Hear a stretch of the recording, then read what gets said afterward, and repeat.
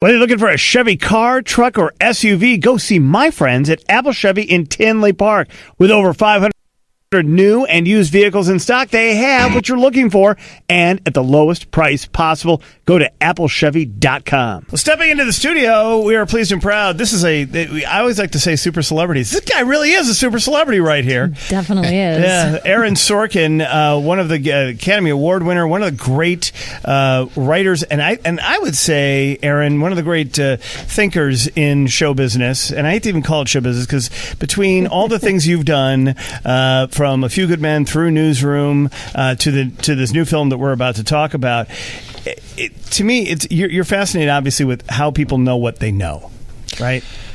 Yeah, well, that was just a really nice introduction. I'm going to move to Chicago. I'm going to find an apartment here. We'd love it if you move here.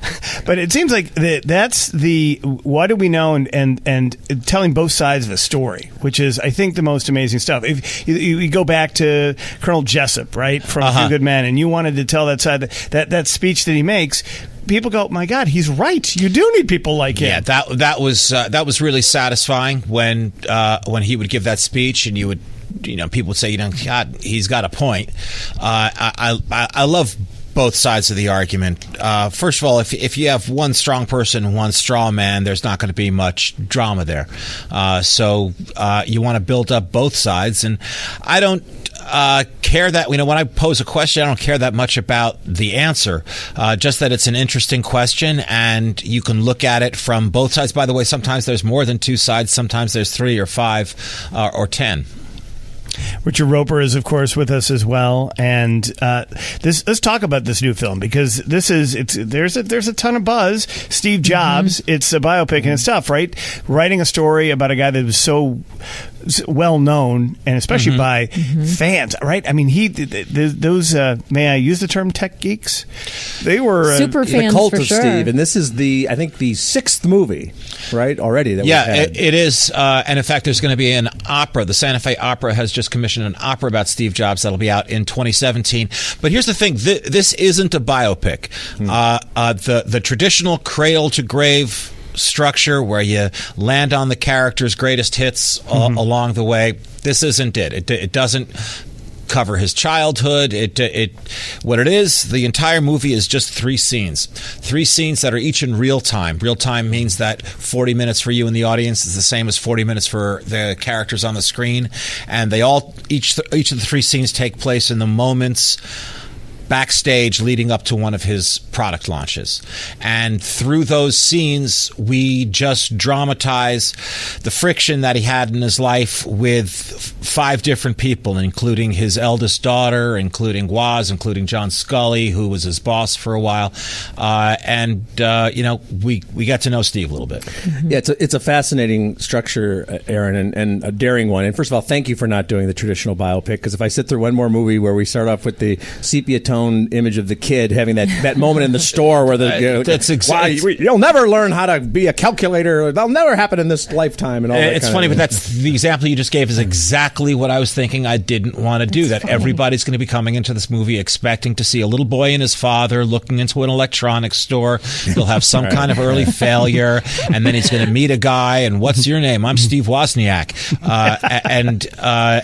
That structure is very familiar to audiences. I also didn't think it would be something that I'd be very good at. I'm a playwright by nature. I'm kind of faking my way through movies and television.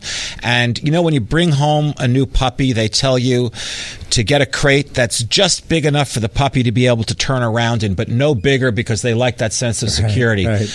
I'm the same way. And I just compared myself to a cute puppy. I did. But that'll be a treat for you at the end of the interview. We were here for that, yeah. I like claustrophobic spaces. Yeah. I like compressed periods of time, especially when there's a ticking clock. And I love being behind the scenes, and in this case, literally behind the scenes at these sort of grand theater palaces in San Francisco. Yeah, well, the great thing, though, is even though as you mentioned, I mean, it's as usual with Aaron Sorkin's work, the dialogue is very dense and very rich, but it's a very kinetic film, because you got Danny Boyle directing, who's done stuff like Slumdog Millionaire and knows how to really make these things moves, and he shoots each segment with different, 16 millimeter, and then we go to 35 millimeter, and then we go to digital. So there's a lot of movement and action in this, even though it's in a confined space. That's exactly right, because what I described sounds pretty boring, but you bring in what I described Danny sounds very interesting. It opens Friday.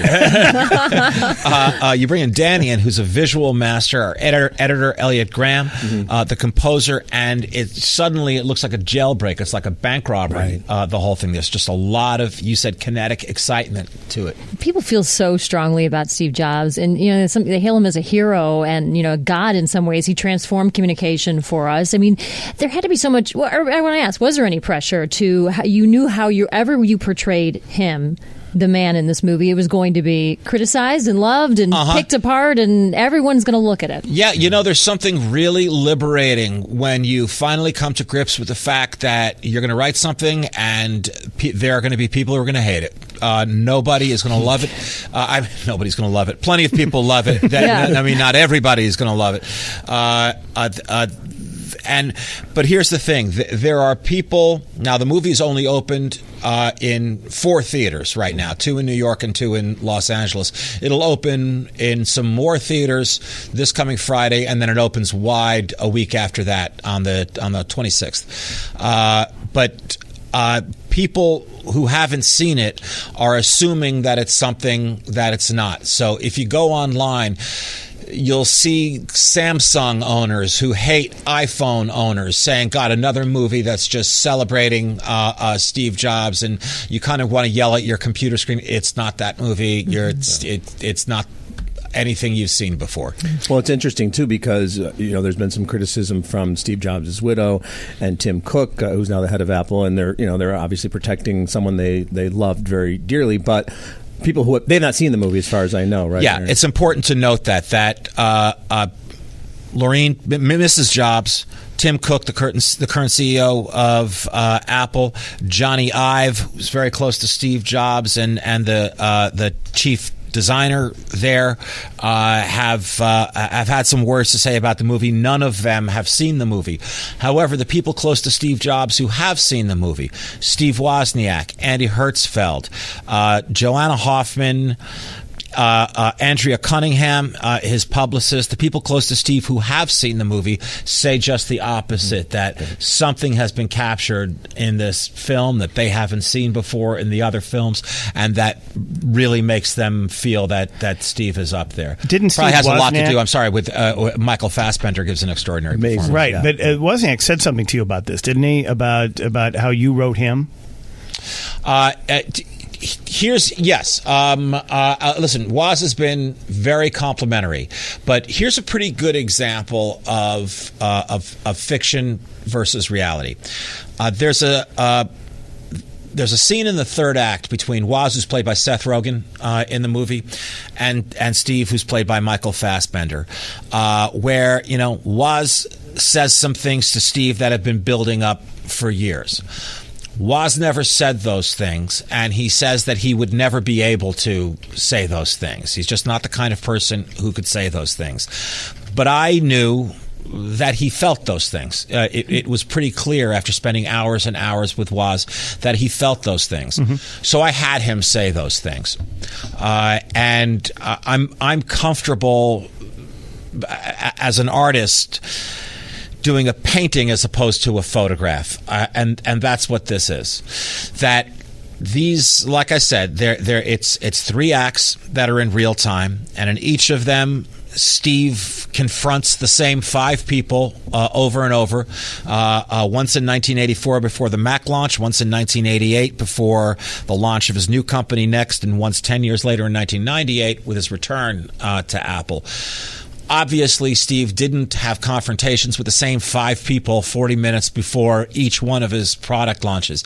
That is a fiction. The content of those confrontations, though, is real.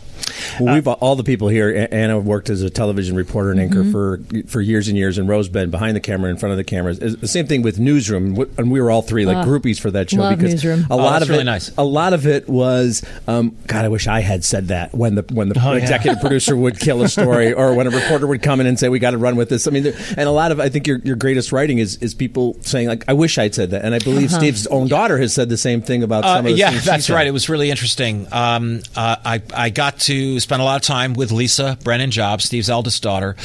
This whole thing is based on a authorized biography by Walter Isaacson, but Lisa was unwilling to speak to Walter because her father was alive at the time. Fortunately, she was willing to speak to me, and when the script was done, I didn't show it to anybody except the people who were making the movie, obviously. But Lisa would send me emails saying, just please tell me that I'm not a weak character in the movie. And I would assure her that she's played by 3 different actresses at 5, 9, and 19. And I would assure her that even the 5-year-old version of her is very strong, not at all weak. But I just to give her a sense of what it was, I sent her just one speech that Lisa has in the third act where she tells off her father, and she wrote back saying, God, if I had only managed to say that to him. I said something like that to him 3 years later when I was 22, but boy, I wish I had said it. And so the movie doesn't pretend to be a piece of journalism recording the events that actually happened. Like I said, it's a painting rather than a photograph. So can I go to Newsroom for just a second here? Yeah, because sure. We, as Richard mentioned, all 3 of us threw ourselves totally into that. Thank you. There's a moment in there, and I've worked in talk radio for 27 years or something now, and there are moments that in conservative media where, and I thought it was an excellent choice on your part to have your TV anchor be a card-carrying Republican, gun-toting, conservative guy, but he was a prosecutor who wanted to tell the truth, and so when he takes on issues like the Tea Party and compares them to the Taliban and all of that, it's so much. I think so many people even in the conservative media machine wish they could say things like that, and you did. And what I'm interested in is why you did it for HBO. Why CNN, owned by the same company, didn't pick up on that model and go, we should do a show like that? Right. I don't know. I guess first of all, thanks, but I guess the difference between writing about journalists and being a journalist is roughly the same as the difference between drawing a building and building a building. It's 2 different things. But yes, I had Will McAvoy, played by Jeff Daniels, who's also in Steve Jobs and gives a great performance in Steve Jobs. Felt that while he was being called a rhino, a Republican in name only, by Tea Partiers, by the hard right wing of the party, he felt that this is ridiculous. They're the rhinos. We're the real Republicans. We're the ones who have genuine small government values. We want a prohibitive military. We want law and order, and we believe that in free market solutions. What we don't believe is any of the crazy stuff. We believe in science. We don't have a problem with boys kissing. All of this is a distraction that has nothing to do with the Republican platform. So he just kind of turned the tables, and would start calling them rhinos. Yeah. Well, the great thing is the Republican Party has learned from that. Totally. And they're supporting themselves with great dignity and concentrating on the important issues. As no question about it. So true. They did Could not be more true. Post-mortem after 2012, the results were very clear. You have to be more inclusive of women and Latinos. And they took that prescription, Put a couple up on stage and then had Trump make fun of them, right? Yes. So they love we're going to round up all the Latinos and deport them, and women are pigs. All right, so the new movie is Steve Jobs. This is the great Aaron Sorkin that we're talking to, who's written this. And this is not a biopic, a traditional biopic, as you pointed out. I would like you to do a non-traditional biopic of Donald Trump next. Is it possible? Is it even? Would you consider that? Just I could help. We'll help fund it. Yeah, you can just keep the Jeff Daniels ball rolling. I see him right there. Perfect. A little more hair. I don't. You don't even want to go there. I get it. I know. Because next thing you know is get up on Twitter. It'll be ugly. It's interesting too, though. So the man who won the Academy Award for writing The Social Network, and the man who's now giving us an amazing interpretation of the life of Steve Jobs, and you do not have a Facebook account, and you don't tweet. That's wild. Right. But you do have an iPhone. Yeah, I have an iPhone. Everything I've written, everything I've ever written, I've written on a Mac. I've just, I don't know what it is. I've just never been that into social media, tweeting. There's nothing I can do in 140 characters. No, there isn't. Not in 140 characters. I mean, you're listen, a screenwriter. The pace at which, whether it was West Wing or whether it was Newsroom, your 60-minute episodic television pieces, you can't. My guess is you're writing about 40 or 50% more words for those characters than would normally be in them. Yeah, my page counts are a lot higher than usual because dialogue takes up more room on a page and less time on the screen than action, which takes up less room on the page and more time on the screen. So a normal hour-long script is about 60 pages. Mine are about 85. There you go. With the screenplays, a regular screenplay is about 100, 125 pages. Steve Jobs is 188 pages, but it's just a 2-hour movie. I don't want people to think that they're going to be in that theater forever. Yeah. But I would imagine, too, Aaron, there are a lot of very talented actors who might not have the right skill set to handle that kind of dialogue. And you've got somebody like Jeff Daniels, who you mentioned, who plays John Scully. And one of the most brilliant scenes in the movie is where he's confronting Steve Jobs, but they're also flashing back to what happened when Steve left. Cross-cutting from to when he was fired. It's a great scene between Jeff and Michael. Two brilliant actors. Again, Danny's direction, the editing, the score. It all feels like a bank robbery. It's really exciting. But yes, when I've been blessed by the actors that I've worked with, and when you find those actors who are great musicians who can really play what you're writing, you keep them in your pocket. You want to work with them all the time. But talk about Michael Fassbender. Is it true you didn't know too much about his body of work? And what was the quality that you said, you know what, he is Steve Jobs. He can do it.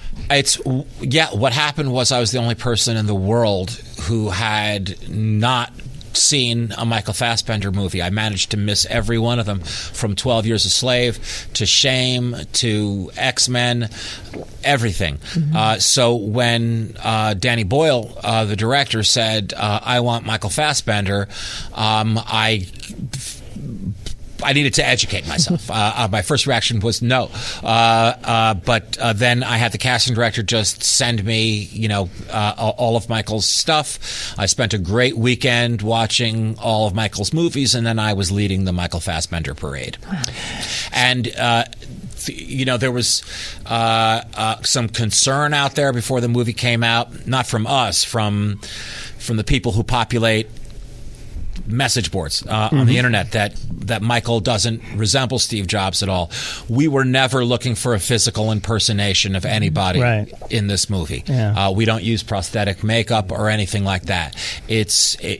You'll understand when you see it, but the best I can do right now is to say it's just not that kind of movie. Right? Aaron Sorkin, thank you so much. Steve Jobs, the movie opening Friday right here in Chicago, and congratulations on another great piece of work. Really appreciate it, and go Cubs. There you go. Spoken by a Yankees fan. Did you hear that? But the Yankees are playing golf right now. So That's true. I like watching baseball. So stories, the Cubs. Yeah, it's a great story. Guys, thanks a lot. I really appreciate it. Thank you. Thank you so much. You bet.